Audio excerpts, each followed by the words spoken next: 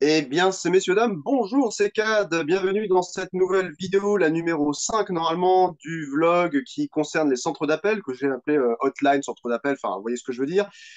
Aujourd'hui, eh bien, on va faire suite à tout simplement à la numéro 4 où on était en train de parler de challenge, puis on reviendra sur des aspects de management et puis deux, trois autres trucs. Je voudrais qu'on puisse commencer aussi à parler d'un autre sujet qui me taraude depuis le début l'esprit, c'est celui de l'addiction. Donc on verra comment on va organiser tout ça sur notre session d'aujourd'hui.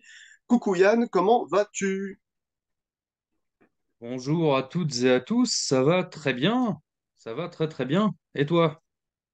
Eh ben écoute, ça roule, un petit peu en sueur. Heureusement que vous n'avez pas les odeurs, j'ai pas pris la douche, là j'étais en train de bricoler. Donc écoute, on démarre là-dessus. On a eu encore, donc merci hein, à tous ceux qui regardent ce vlog, vous vous reconnaîtrez, et tous ceux qui partagent aussi vos avis. Je pense que Yann me joindra sur cette pensée, mais ça nous rassure un peu en vérité. C'est-à-dire vos, vos récapitulatifs, vos souvenirs du centre d'appel pour certains d'entre vous et simplement de votre emploi aussi, parce que je pense que cette série, elle pourrait tout simplement s'intituler le vlog sur les bullshit jobs en vérité. Hein. Qu'est-ce que t'en penses, Yann? Eh bien complètement.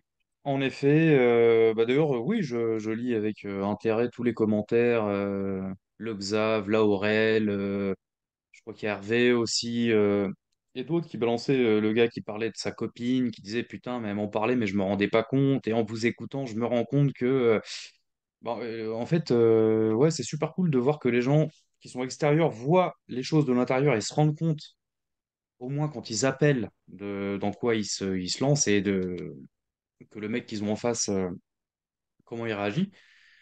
Et de l'autre côté, ceux qui connaissent notre boulot, en fait, c'est à la fois cool et à la fois flippant. C'est ce qu'on s'était dit aussi un petit peu IRL. C'est qu'on a beau venir de régions différentes, de boîtes différentes, c'est pareil partout. Et c'est même des fois hardcore pour plus que d'autres. Je pense à Max. Putain, je vois, je me trompe, c'est. Ouais, c'est Max, hein. Xav. Ouais, C'est Xav, ils ouais. sont plusieurs, ils sont plusieurs. Ouais, ils sont plusieurs. Et bah ouais, franchement, merci à vous. Et au contraire, enfin, là, c'est moi qui est devant l'ordi, mais ça pourrait être vous, en fait, quoi. Ouais, ouais, moi aussi, c'est pareil. Hein. C'est nous qui sont en train de discuter, qui sommes en train de discuter, mais en vérité, effectivement, ça se partage avec tout le monde. Donc voilà pour l'intro d'aujourd'hui. On va donc suivre un petit peu les challenges bidons qu'on avait laissés au tour, j'allais dire au tour 4. Je suis toujours encore dans mon truc de jeu de société là. On avait laissé ça au vlog numéro 4, le quatrième épisode. On avait fini un petit peu tout ça. Désolé pour l'écrit. Hein. Mais là, ouais, alors, qu'est-ce qu'on disait? Alors, les challenges où on comprend comment ça fonctionne et du coup, on fait exprès de limiter nos efforts. Mais il y a encore un truc plus important alors, je sais plus qui avait dit ça, peut-être Aurélie, je crois, mais je suis pas sûr. C'était le fait, et ça, c'est clairement grave, il faut qu'on en parle. C'est le fait que le management nous disent oui, oui, allez-y, faites ça, regardez, il y a une carotte, c'est-à-dire on va vous donner plus de fric, par exemple à mois plus un sur votre paye, vous aurez un bonus, ceci, cela. Donc ça, pareil, hein, c'est juste des primes, donc ça ne rentre absolument pas dans le plan de retraite, par exemple, donc c'est encore du foutage de gueule. C'est des cacahuètes et ils vont venir vous dire, regardez, vous pouvez gagner 3 euros par rebond commercial et vous, ça vous fait faire encore plus de trucs dans votre appel, ça vous fait un ulcère supplémentaire parce que vous vous concentrez sur autre chose que votre tâche pour laquelle vous avez été recruté pour faire ça. Et je crois qu'à un moment donné, aux alentours de 2012-2015, tous autant qu'on est, on a vu en fait une sorte de mouvement généralisé sur les centres d'appel, qu'ils soient internes ou prestataires, avec des donneurs d'ordre qui disent OK, on ne sait plus comment récupérer des abonnements, du fric en plus ou quoi que ce soit, ou des produits, n'importe quoi. Donc, on va demander à nos conseillers, à nos préposés aux appels, de faire le sale job à notre place. Enfin, le sale job, désolé pour ceux qui sont commerciaux, mais en gros, de faire quelque chose de plus pour lequel ils avaient été ou elles avaient été recrutées. Et donc ça, c'est clairement, pour moi, assimilé à presque du début d'esclavagisme des temps modernes. Alors je mâche pas mes mots, certes, mais je pense que si on continue sur ce truc-là, non seulement c'est de l'hypocrisie, c'est du mensonge, mais en plus de ça, ça veut dire qu'on vous fait bûcher pour pas grand-chose de plus. Et les gens qui suivaient ces recommandations, ou même c'est parce que c'était devenu au début, c'était juste au début, du choix. Je me rappelle encore comment c'était sur mon plateau. J'étais expert technique sur la boîte qui faisait de la télé. On nous disait, oui, oui, non, mais attendez, là, on amène ça, vous pouvez faire un rebond commercial, ça vous donnera une prime. Et au bout de 3 semaines, un mois, ça a été, bon, bah maintenant, ça va rentrer dans la grille de call coach. Donc, ça va être un truc, ça va être un item à acquérir. Genre, si tu le fais pas, tu prends un truc en moins. Et ensuite, 3 mois plus tard, parce qu'on le voyait bien venir, c'était, ah ben maintenant, c'est une obligation, quoi, putain. Donc, le truc de base qui était devenu juste, enfin au début c'était parti comme une sorte d'option, quelque chose que vous pouvez faire en plus pour vous agrémenter un appel, ça s'est bien passé avec quelqu'un, vous lui proposez un rebond, il y gagne, vous y gagnez, c'est devenu une obligation.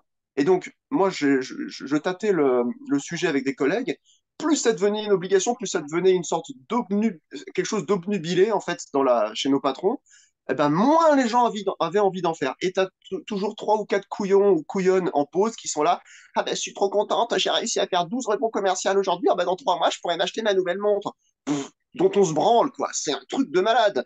Donc, encore une fois, voilà, il y en a qui vont tirer dans un sens, les autres dans l'autre. Et comme ça, regardez bien ce qui se passe. Le management eh ben, observe absolument comment fonctionnent les petits capots et ensuite peuvent être plus sympas pour ceux qui ont fait des efforts et moins pour les autres. Parce que vous comprenez, vous pointez à votre taf, mais comme vous avez refusé de faire catégoriquement un truc, vous n'êtes qu'un connard. D'ailleurs, il y en a certains dans ma boîte qui ont carrément pris un disciplinaire pour avoir tenu le crachoir en disant non, non, nous, on ne le fera pas. Vous pouvez nous noter, nous mettre les notes de call coach que vous voulez, collez-nous en disciplinaire, allez-y. Enfin, le truc, c'est devenu quelque chose qui va dramatiquement générer de la guerre là-dessus. Je finis 2 secondes, Yann, je te donne juste la parole après. Mais le pire, c'est ce qu'elle disait, c'était que, donc Aurélie, je crois, c'est que, ah ben, de toute façon, un mois plus tard, t'as vu, du challenge machin, on voit que tu sais les faire, les rebonds commerciaux. On sait que t'en es capable. Donc, avec leur phrase magique qui n'est pas du tout française, je sais pouvoir compter sur toi, le je sais pouvoir. Va te faire foutre en cul de ta race, moi, putain. Donc, c'est pour ça que le truc, c'est ah, on sait que tu peux le faire. Ah, bah maintenant qu'on sait que tu peux le faire, c'est une obligation pour toi. Putain de merde. Qu'est-ce que t'en penses, toi, Yann? Excuse-moi, j'étais long là sur ce coup-là. Il n'y a aucun problème. Justement, c'est le but, c'est qu'il faut qu'on raconte chacun nos trucs, nos expériences, et du coup, forcément, des fois, c'est des 2 minutes chacun. Et le truc, c'est que là, tu m'avais lancé sur les challenges. Donc ça, je crois qu'on avait déjà un peu parlé à compagnie. Et je sais qu'il y a un gars, je sais plus qui a mis un commentaire ou une nana qui disait ouais, tiens, on va te challenger là-dessus. Et c'est vrai que ça, on n'en a pas parlé. Donc, tu as les challenges, on va dire, qui sont total plateau. Ça peut être la Coupe du Monde, Halloween, ça, on en a parlé le dernier coup. Tu as des méga escroqueries là-dessus. Après, ça sera peut-être plus des anecdotes, des machins, mais moi, il m'est arrivé un truc absolument formidable. Et après, tu as aussi les challenges un peu perso, c'est-à-dire que quelqu'un qui aurait du mal sur ses objectifs commerciaux, sur sa DMC, sa durée moyenne de communication, on en a parlé dans d'autres épisodes, sa chef d'équipe, ou même des fois quelqu'un de sa propre équipe qui veut passer chef d'équipe, et je trouvais super intéressant parce que c'est vrai qu'on n'en a pas parlé, ils vont dire, bah tiens, toi, on va te challenger. Donc ça veut dire que la personne, elle est un petit peu en dessous sur certains objectifs. OK?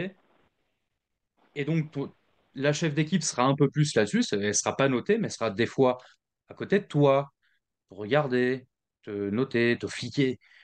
Et donc, il rejoignait le truc en disant, bah écoute, je vais te challenger, donc toi, tu es là, tu es OK, pas de problème, j'en ai vu plein. Moi, je crois pas y avoir eu droit, mais j'ai vu d'autres qui ont eu droit. Donc, le chef d'équipe est là, tiens, on va te challenger, tac. Donc, elle est là pendant une demi-journée à écouter les appels, hop, ça va revenir, ça va faire des briefs, mais que pour sa gueule à elle. Et donc, après, elle va réussir à force d'effort et de motivation, parce qu'elle est au travail et donc elle n'a qu'une envie, c'est de réussir. Elle va réussir à atteindre ses objectifs. Et donc, on va lui dire, mais putain, mais bravo, t'as vu, je te l'avais dit. On a bien fait de te challenger, t'as réussi tes objectifs. Donc l'année prochaine, eh ben, tu vas prendre les vrais objectifs de tout le monde, puisque tu nous as montré que tu étais capable de le faire. Voilà. Et puis d'ailleurs, au niveau de ta prime variable, je te mets pas très fort parce que tu as réussi, hein. Vu que je t'ai challengé, je vais te mettre assez bien. Comme ça, l'année prochaine, tu vas nous prouver que tu vas pouvoir aller encore au-dessus. Et donc, bah, il y en a qui sont, attends, arrête, je galère déjà, et tu me, et puis, bah, il y en a qui sont, ah ouais. Ouais, oh, merci de m'avoir. Oh. Voilà, tu rigoles, on les connaît tous, on les a déjà vus. Et Ouais. donc ça, il y a ça. Et ce que tu avais dit sur la fin, excuse-moi, tu parlais de... Sur le fait de pouvoir, bah, si c'était ça, c'était en gros, bon, moi je faisais sur les ronbons commerciaux parce que c'était le challenge aussi en gros, en fait, vu que c'était un nouvel item, voilà. Ok, ouais, le nouvel item, rebonds commerciaux. Moi, je l'ai toujours eu. Donc, en effet, là, ce que tu disais, c'est pour moi les clodos des centres d'appel. Donc, le premier prestataire que j'ai fait, c'était en effet du 2 euros pour telle vente, etc. Après, c'était du challenge vraiment. Enfin, après, c'était tes objectifs à toi. C'est ma gueule, mes appels, mes appels. Après, quand j'étais en interne dans la banque, tu avais l'obligation de faire ton rebond commercial. Donc nous, dans la banque, c'était pas méchant. C'était, bon, toi, tu as 4 000 € sur ton compte perso. Tout ce qu'on va pouvoir te proposer, c'est d'ouvrir des comptes épargne dispo. Il n'y a pas de risque, voilà quoi. Mais il fallait le faire. Il fallait le faire. Et donc, ça fait partie des trucs, moi, qui m'étaient insupportables. C'est qu'en fonction du conseil, enfin, du chef d'équipe que tu avais, ce rebond commercial pouvait être des fois que tu l'as pas fait parce que c'était un appel qui s'est mal passé. Tu sentais que, bon, voilà, ça marchait pas. D'autres personnes pouvaient te niquer sur tes notes. Voilà. J'ai fini là-dessus, je te laisse la parole. Ouais, ouais, bah justement, je voulais juste te questionner et rebondir, moi aussi, mais pas commercialement, mais juste sémantiquement sur ce que tu disais. Enfin, sémantiquement, en tout cas, au niveau de la logique de compréhension. Est-ce qu'il y avait là où tu avais travaillé pour la banque, est-ce qu'il y avait une sorte de produit un peu miracle pour les conseillers, un truc assez simple à coller aux clients, en mode, c'est bon, tu l'as vu, je l'ai fait, mon rebond commercial, au moins tu vas pas voilà, me mettre une note négative. Je l'ai validé. Par exemple, tu vas lui proposer un produit, excusez-moi, un produit un peu bidon. Est-ce que ça, déjà, tu l'as réalisé ou pas? Ou est-ce qu'il y avait Bien que des sûr, produits après, très intéressants? après, c'était pas des produits super intéressants, mais si tu veux, c'était que du bonus, c'était 50-50. C'est-à-dire, si toi, tu as 10 000 balles sur ton compte qui sert à rien, que tu comptes rien en faire, moi, je te proposais, bah, ouvrez un livret A. Vous n'avez pas de livret. Ouvrez un livret A. Au moins, vous le mettez, ça génère. À l'époque, c'était 0,75%. Et en gros, c'était l'argument. Plutôt que ça dorme sur votre compte et que ça rapporte zéro, mettez-le sur un livret A, ça vous rapportera D'accord. Donc, il ouvre son simplement, compte et quoi. toi, tu es validé. Toi, tu étais validé parce que tu as fait un rebond commercial et ensuite, tu étais revalidé avec une sorte de prime sur ton salaire quand tu l'avais validé, ce rebond commercial? Ou en Alors, tu as fait, tes objectifs annuels. Donc, ça, c'est le chiffre que tu vas mettre. Et ça va rejoindre l'anecdote que je te dirais, qui est absolument immonde sur les challenges. C'est qu'on était basé sur le chiffre qu'on faisait. oh là Donc, là. le mec qui avait ce qu'on appelle une demande spontanée, pour ceux qui ont travaillé un peu dans le truc où tu as des objectifs, des fois, tu as des gens qui t'appellent et qui disent, moi, je veux ça. Et là, tu tombes sur le compte, tu fais, putain, le mec, il a refait mon année, quoi. Ou il a fait mon mois, putain, c'est un cadeau de Dieu, quoi. Et le mec fait, bah, j'ai écouté, je vais ouvrir un livret disponible à, avec mes 1 million d'euros que je viens de toucher de l'héritage. Est-ce que je peux? Bien sûr, monsieur, tac. Toi, tu vas noter sur ton tableau 1 million d'euros. Et c'est pour ton chiffre. Ah, d'accord. Ok. Ok, bon, c'était assez, je pense, valorisant de ton côté sur ce point de vue-là. Mais moi, je trouve qu'il y a quelque chose qui ne va pas. Je vais juste reprendre un peu l'explication du challenge personnel et puis du rebond commercial. Je pense que je suis obligé de parler des deux en même temps pour ma part. Euh, Nous, il y avait un truc très, très, très malsain. C'est-à-dire que on nous avait sommé de faire ces fameux rebonds commerciaux. Ok? Si dans l'appel, à un moment donné, donc là, je vais me remettre pas sur la marque de fournisseurs d'accès et tout. Le total, je vais me mettre juste sur ce que j'avais vécu en télé entre 2011 et 2016. Ils avaient fini par rendre obligatoire donc ces fameux rebonds commerciaux. Si dans l'appel, la personne demande quelque chose et toi, tu lui valides commercialement dans son dossier, ok, elle a pris telle option ou tel abonnement, vu que ça vient de la personne, tu n'as pas validé ton item. Et donc, il y avait des trucs très mesquins qui consistaient à recevoir des clients, parce que ça arrivait en mode OSEF, hein, on ne sait pas qui c'est qui t'appelle. Nous, on était au service technique, donc le mec a une panne globale de réception satellite. il a un souci X ou Y, on peut l'aider pour faire une intervention, etc., etc. Sauf qu'il perd ses programmes et tout. Il n'est pas content, il a de l'insatisfaction, ça lui casse les pieds, pour ainsi dire. Euh, et le mec, t'as envie de lui faire un rebond commercial. Le mec, il se fout de ta gueule. Il dit, non mais, attendez, quand ça fonctionnera chez moi, vos services, ok, je verrai, mais arrêtez de me proposer des trucs dans le vide. Donc là, nous, on était allé expliquer ça au chef de plateau en lui disant, par contre, il y a un truc un peu bizarre. Les mecs, ils viennent pour des problèmes techniques. On leur propose, les seuls rebonds qu'on peut proposer sur certains contrats, c'est des trucs en plus dans leur abonnement. Bah, de toute façon, de base, en rebond commercial, c'est pour acheter un service supplémentaire ou un produit supplémentaire. Et on peut pas. Et en plus, on s'en prend plein la gueule. Réponse de l'OM, donc de l'Operation Manager, bah, c'est que vous faites pas bien le travail. Super, espèce d'enculé de ta race. Donc, euh, il y a quand même un problème avec ce truc-là. D'ailleurs, c'est pareil, le mec, il avait par exemple au global l'abonnement complet de la marque de télé qu'on avait. C'est-à-dire que tu pouvais rien lui ajouter de plus. Du coup, comme tu n'as pas fait de rebond commercial parce que tu ne peux pas le faire, même s'il est gentil le gars, hein, il n'a pas trop de problèmes techniques, c'était juste une question ou autre, tu as reçu l'appel, tu n'as pas pu faire un rebond commercial, tu te prends même pas un non aviable, tu te prends un no. Rebond commercial sur la grille passe en no, donc tu descends ta note. C'est un truc de malade, c'est un truc de malade. Et donc, je parle même pas ensuite quand j'ai fait le truc de Internet, de téléphonie mobile et compagnie, parce que là, les rebonds commerciaux, ça pouvait aller encore même sur des produits, c'est-à-dire il n'y avait pas que des produits. Ça pouvait pas aller que sur des abonnements ou des options, c'était aussi des fois sur des babioles à connecter chez soi, des trucs comme ça. Donc, ouais, donc il y avait ça.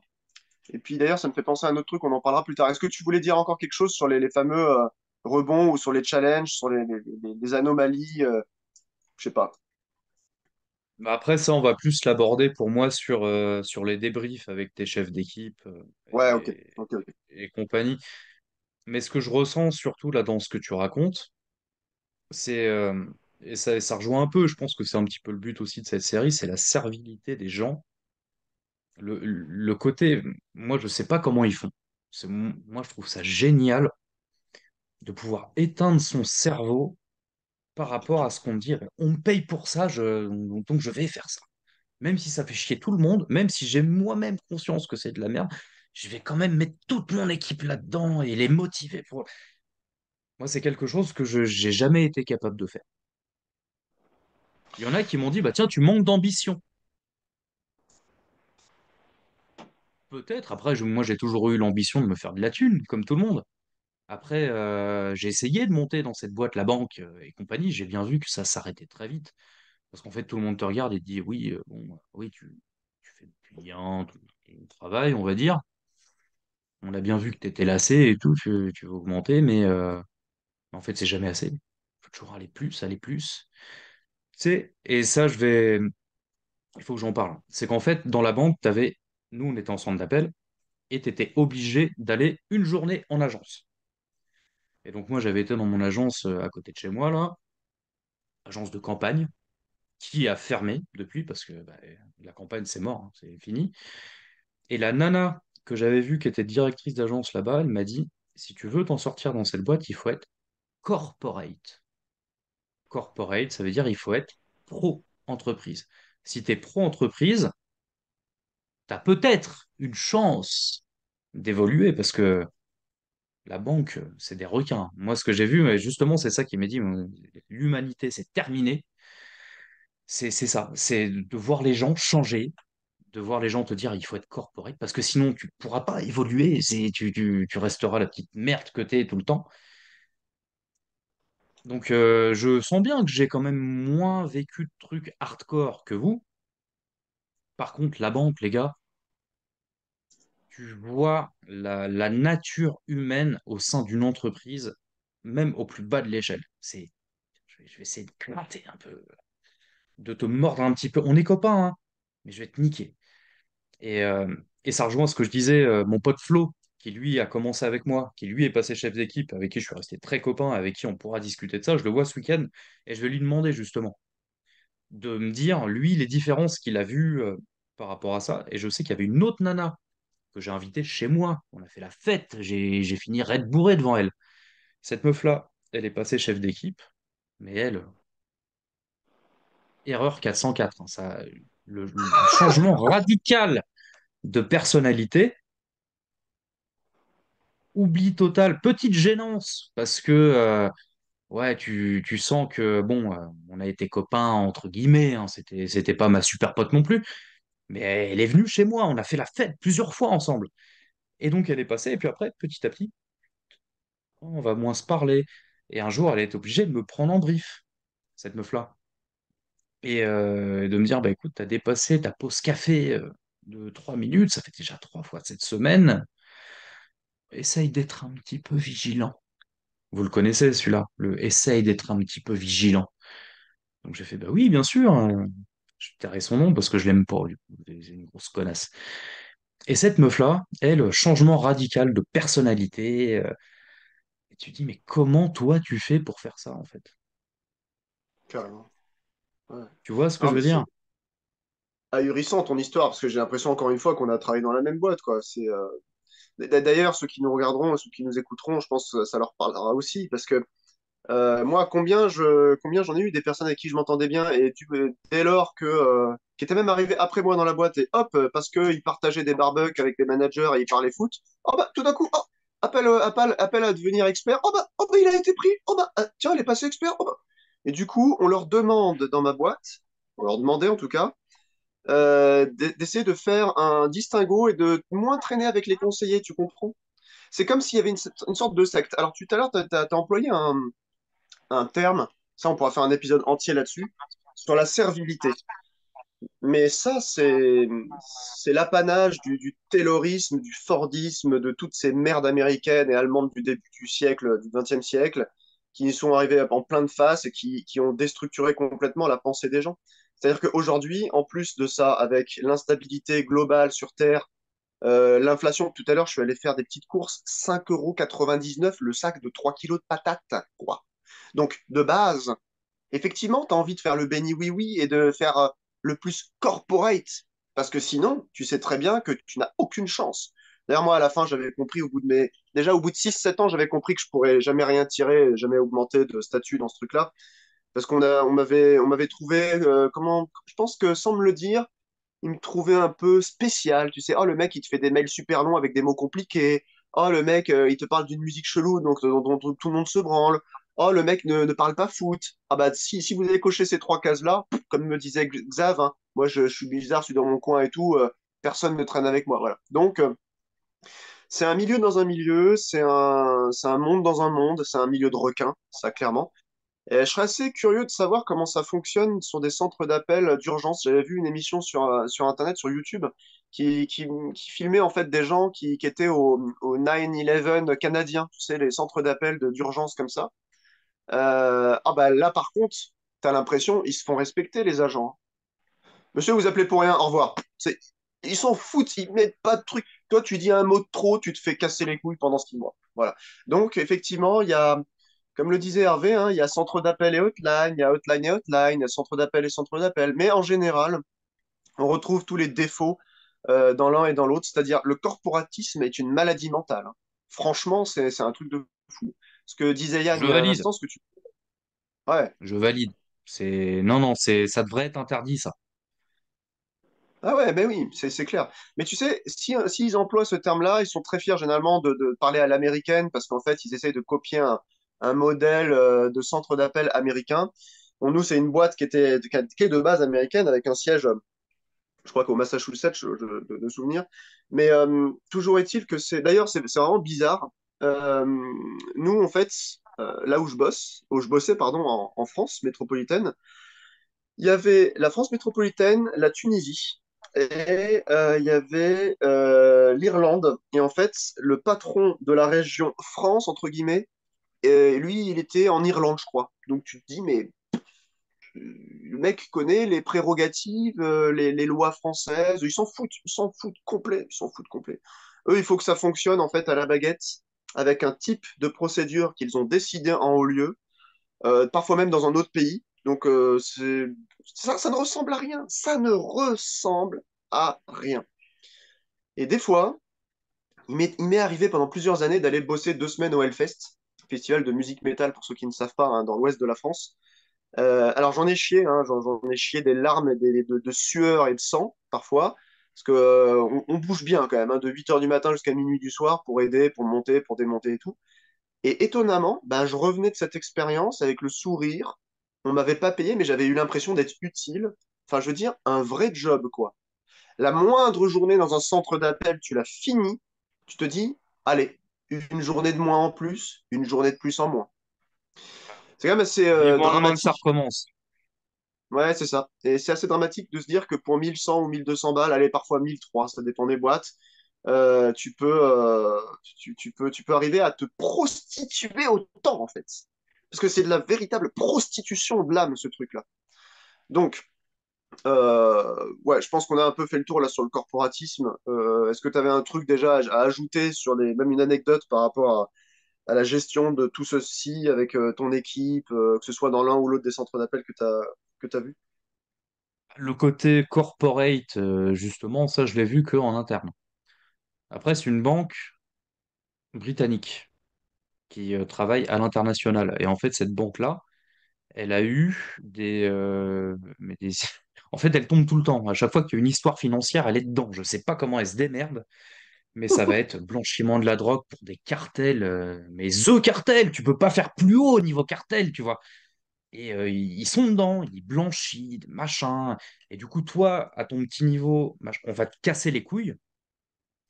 Et du coup, je vois un peu le truc corporate, c'est-à-dire la famille, c'est la famille. Attention, ne parle pas de ça. C'est ce truc-là, tu n'as pas le droit d'en parler en appel. Après, on n'est même pas dans le secret des dieux, on est de la merde, hein. Mais on te dit quand même ça, non, tu peux pas dire. Et puis, il faut que tu sois pro-entreprise, il n'y a pas le choix, en fait. Si tu veux t'en sortir, si tu veux augmenter, si tu veux pas rester au plus bas de l'échelle. Voilà, moi, c'est ce que j'ai vécu et c'est ce que j'ai super mal pris, en fait, d'avoir vu que tout est faux et tout est hypocrite. Et surtout ce côté opaque. Ce côté, alors mon patron, il est à 3000 km de chez moi. Son sous-fifre du neuvième étage, c'est mon supérieur de 9 étages. Moi, ça m'a rendu dingue. Donc, Ah ouais, ouais. ça sera un petit peu ma conclusion sur le côté corporate et pro-entreprise.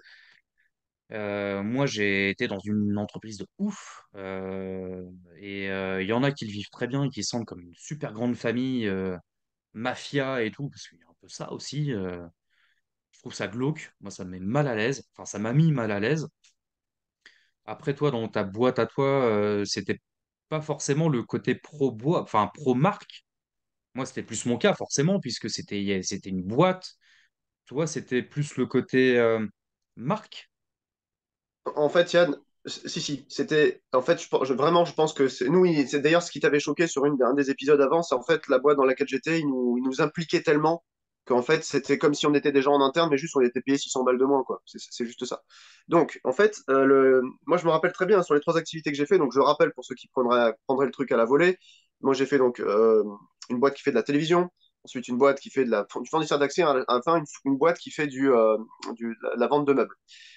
Sur les trois, à un moment donné, il y a eu des histoires connues, des histoires qui s'étaient finies au tribunal de manière globale, même en France ou parfois au monde. Et quand ça commençait à chauffer, quand il y avait des actualités par rapport à ça, ce truc de procédure qui finissait, qui allait passer aux infos ou autres, on avait à chaque fois un débrief de journée, un regardez vos mails, c'est important, le mot d'ordre, c'est surtout nous ne connaissons pas, voilà, nous n'avons pas à nous exprimer sur ça. En fait, on nous disait de botter en touche. Il n'y a plus que 10 minutes là, donc va falloir pas tarder à conclure sur cette partie. Et en fait, sur le truc de télévision, il y a eu des mensonges éhontés, des trucs avec de la perte de droits sur des retransmissions sportives. Parfois, il y avait des fuites, donc ça veut dire que les clients nous apprenaient, eux, des trucs que nous, on ne savait pas encore. Donc, on était vraiment les nadons de la farce. C'est-à-dire que nous, comme on était en centre Presta, on recevait l'info du donneur d'ordre que genre à jour plus un ou plus 2, sauf que des gens qui étaient dans la boîte fournissaient des informations à des clients qui, eux, nous les disaient ensuite en appel quand ils nous appelaient pour un truc X ou Y. Comment tu veux être corporate, défendre ta marque ou défendre ta boîte quand tu es aussi mal traité par ton employeur? Comment tu peux le faire en fait? Ça n'a pas de sens. Ça n'a juste Moi, pas ce de qui sens. m'étonne.